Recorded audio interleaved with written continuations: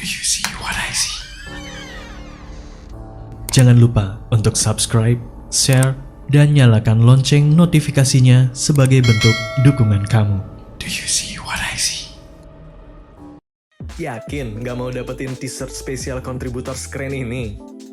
Selain cerita kamu bisa didengarkan oleh jutaan telinga, kamu juga bisa dapetin t-shirt keren ini hanya dengan mengirimkan cerita pengalaman horor kamu ke email podcast.ceritahoror@gmail.com.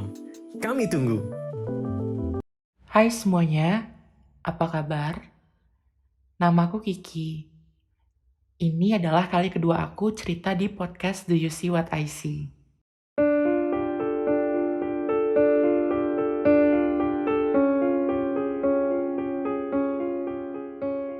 Cerita pertama aku itu judulnya Kok Temennya Diam Aja. Itu adalah cerita tentang kali pertama aku ngekos di Jakarta. Gitu. Dan sebenarnya untuk cerita yang sekarang ini adalah lanjutan dari cerita sebelumnya. Jadi singkat cerita, karena kosan yang pertama ini aku kurang nyaman karena ya banyak hal gitu, dari gangguan-gangguan segala macem. Aku ini bukan orang yang bisa ngelihat makhluk-makhluk kayak gitu atau yang sensitif atau peka gitu, enggak gitu. Jadi ketika ada gangguan-gangguan yang ekstrim, aku kayak, oh ini udah gak beres nih gitu. Makanya aku pindah gitu kan. Nah, aku pindah ini ke salah satu kosan di daerah Mampang, Jakarta. Itu adalah rekomendasi dari teman aku Yudi. Jadi dia juga ngekos di situ. Karena dia udah tahu cerita aku yang sebelumnya, dia bilang kayak ya udah ngekos di sini aja. Jadi kalau ada apa-apa kan gampang. Aku bisa ke kamar dia atau dia ke kamar aku kayak gitu. Terus oh ya udah deh, aku mikir kan yang penting ada temennya aja gitu loh. Kosannya ini ada 2 lantai. Yang lantai pertama itu ada parkiran motor sama 2 kamar. Cuma 2 kamar ini nggak disewain sama bapak dan ibu kosannya. Katanya sih kalau misalnya ada saudara mereka dari kampung itu bakal tidur di situ gitu. Aku sih yang ya udahlah gitu. Nah, di lantai 2 itu ada 6 kamar. Jadi 3 kamar hadap-hadapan dan kamar aku ini ada di sebelah tangga persis. Kamar aku sebelah tangga, ada salah satu kamar, dan lanjutnya ada kamar Yudi di pojok teman aku gitu kan. Kosan yang di kamar tengah ini adalah kosan yang dimana penghuninya itu cuma kelihatan kayak 2 atau 3 kali dalam sebulan gitu. Dan kita ini di kosan gak ada social life yang hai, Kak apa kabar, nama kamu siapa, gak ada kayak gitu. Jadi yang ya udah datang kosan, masuk kamar, udah kayak gitu loh. Jadi aku pun gak tahu yang tengah siapa, yang seberang aku siapa, kayak gitu-gitu kan. Cuma di kosan ini tuh penghuninya adalah cowok semua gitu. Terus karena aku ini punya pengalaman yang kurang baik dari pertama kali ngekos di kosan sebelumnya, jadi aku adalah orang yang suka nyuruh teman-teman aku untuk nginep di kosan aku buat temenin gitu.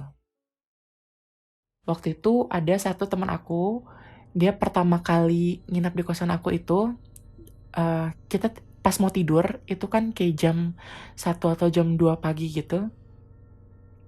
Aku waktu itu di kasur, aku ngadep ke tembok, terus dia ngadep ke arah berlawanan aku gitu. Dia lagi cerita gitu kan, kayak lagi berantem sama pacarnya. Aku kayak, oh yaudah dengerin aja gitu kan sambil main handphone. Nah, pas dia lagi cerita, terus tiba-tiba ada suara kayak orang ngorok gitu. Terus kata dia, ya si anjir tidur gitu kan.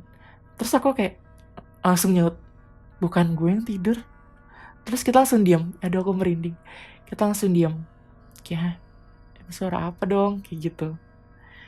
Nah terus udah gitu, ini pengalaman waktu pertama kali aku ngedekor kamar aku. Jadi waktu itu aku mau pasang gantungan baju di tembok. Jadi pas aku lagi masang paku, waktu itu sebenarnya biasa aja awalnya, kayak tok tok tok tok tok gitulah. Nah terus pas aku ngeh, itu ada suara feedback dari balik tembok, kayak tok tok tok tok gitu. Terus sampai akhirnya aku ngatur ritme ketokannya, kayak aku hitung 1, 2, 3, tok, tok, tok. Dan abis itu langsung ada suara feedback yang sama banget kayak tok, tok, tok. Dari situ aku langsung lari ke kamar temen aku tarik temen aku Yudi itu, aku bilang, Yudi lo harus dengar, lo harus lihat, lo harus jadi saksi, gue ini gak halu, gue ini gak ngayal, gue ini gak mimpi. Kalau misalnya ada suara feedback dari balik tembok. Karena di sebelah kosan aku itu ada kontrakan, tapi itu satu lantai. Jadi otomatis di balik tembok aku itu kosong kan gitu. Terus akhirnya Yudi itu aku tarik ke kamar aku, terus aku kasih lihat ke dia, aku ulang lagi tuh. Tok, tok, tok. Dan gak ada suara apa-apa.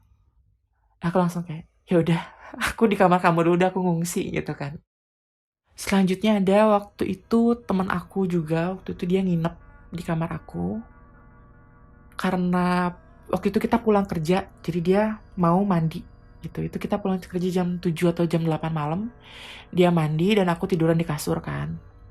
Nah, gak tahu kenapa waktu itu kayaknya capek banget. Dan kosan aku ini waktu itu abis hujan. Jadi di kosan aku ini kalau tiap abis hujan emang suasananya tuh gak enak banget. Abis hujan, aku tuh kayak capek banget. Temen aku lagi mandi dan aku tiduran di kasur.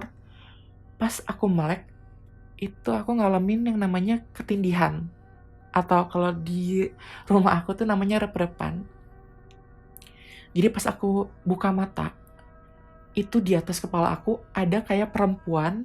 Dia mau nyium ke arah aku. Jadi nutupin rambutnya tuh nutupin semuanya. Terus dia kayak mau nyium aku gitu. Dan posisinya aku kayak di pangkuan dia gitu. Aku bener-bener gak bisa nafas, gak bisa gerak, gak bisa teriak. Sampai akhirnya aku merem, terus aku gerakin badan aku dan udah itu gak ada lagi. Kayak gitu. Terus waktu itu pas bulan puasa tahun kemarin, ini Ramadan tahun kemarin, 2020, waktu itu aku sama teman aku lagi sahur. Kita sahur jam 3 pagi, sekitar jam segitu. Aku duduk di samping pintu dan teman aku hadap-hadapan sama aku kan. Nah, dia otomatis apapun yang ada di arah pintu itu ya dia pasti ngelihat gitu loh. Pas kita lagi makan ambil ngobrol, terus tiba-tiba dia senyum sambil manggut gitu kayak, oh iya gitu. Aku bilang, kenapa gitu? Itu tadi ada mbak-mbak lewat. Terus aku kayak, hah? Mana ada mbak-mbak di sini gitu kan? Terus kayak, iya juga ya. Akhirnya kita langsung tutup pintu, ya udah langsung ketakutan gitu di kamar. Terus ada lagi waktu itu aku bawa teman aku di kosan. Nah, teman aku ini lagi putus cinta gitu kan. Terus kayak aku ngehibur dia dan dia tuh ketawanya tuh tipikalnya yang keras-keras gitu loh kalau ketawa. Kalian pasti punya deh teman yang kalau misalnya ketawa kenceng gitu. Terus aku kayak nggak enak gitu kan. Aku bilang, Ruth, kalau misalnya kamu ketawa jangan kenceng-kenceng, takutnya ngeganggu kamar sebelah kan nggak enak. Aku bilang gitu. Terus, oh iya kata dia gitu. Nah, hari pertama dia nginep kayak yang ya udah gitu. Hari kedua dia nginep masih ketawanya kenceng-kenceng gitu. Terus aku ngingetin, jangan kenceng-kenceng ketawanya nggak enak. Aku bilang gitu. Terus ada suara kayak orang ngorok gitu. Suara pertama kayak, oh iya udah gitu. Terus kita ngobrol-ngobrol, ada lagi gitu. Terus dari situ kita langsung diam-diaman. Padahal itu baru jam 7. Ya baru jam 7 selesai buka puasa tuh. Terus pas udah diam-diaman kita main handphone, terus suaranya panjang. Gitu kan. Terus akhirnya dia, gak bisa, aku harus pulang sekarang. Dia bilang gitu. Aku anterin dia pulang ke bawah gitu kan. Dan gak tahu kenapa aku gak takut gitu. Nah, dan aku mau cerita juga nih. Jadi dari kamar tengah yang jarang diisi sama penghuninya ini, gak tahu kenapa kalau misalnya tiap tengah malam tuh kadang suka ada suara anak kecil atau suara perempuan. Dan karena aku dan temen aku Yudi ini, kita ini tipikal orang yang kalau ada apa-apa record gitu untuk Instagram story atau untuk sekedar dikasih lihat ke teman-teman gitu biar teman-teman kayak masa sih kayak gitu. Kita tuh pasti record. Jadi waktu itu jam 12 malam ada suara anak kecil dari kamar tengah ini. Aku keluar dan aku record gitu, dan jelas banget. Terus aku share ke teman-teman aku gitu kan, kayak dengar nggak sih gitu. Oh iya, kayak ada suara anak kecil gitu. Jadi kayak udah terbiasa gitu loh. Mungkin buat teman-teman yang mau denger atau ngeliat videonya, nanti akan aku share. Aku share di Instagram aku, atau nanti aku di Twitter aku, nanti aku kasih di kolom komentar usernya. Dan yang paling ekstrim sih adalah waktu itu ketika teman aku ini, Yudi, dia sama temennya waktu itu baru pulang nonton jam 11 malam. Jam 11 malam, dia naruh motor di bawah. Jadi kosan aku ini kan tangganya zigzag gitu kan. Jadi kalau misalnya ada dari yang arah pojok tangga yang mau naik ke atas, itu pasti ada kelihatan dong badannya kayak gitu-gitu.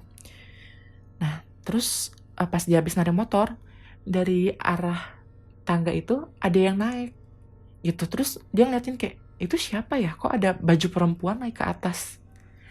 Terus pas dia sama temennya itu ngeliat ke arah tangga, dan orang yang di tangga itu udah naik ke atas, mereka yang nengok dari atas, si perempuan itu nengok ke bawah. Terus mereka kaget. Terus kayak masih mikir itu siapa gitu kan, orang dari mana gitu loh. Akhirnya mereka langsung ke atas, terus ngetok kamar aku, kayak Mas Cici gitu. Tadi ada orang gini. Terus aku, jangan diomongin sekarang dong, aku bilang gitu. Akhirnya kita langsung balik ke kamar masing-masing terus tidur kayak gitu. Sebenarnya sih masih ada lagi sih cerita tentang kosan yang ini, cuma mungkin aku lanjut di cerita selanjutnya gitu. Dan buat teman-teman semua, tetap patuhi protokol kesehatan yang ada ya. Stay safe, jaga kesehatan, dan terima kasih.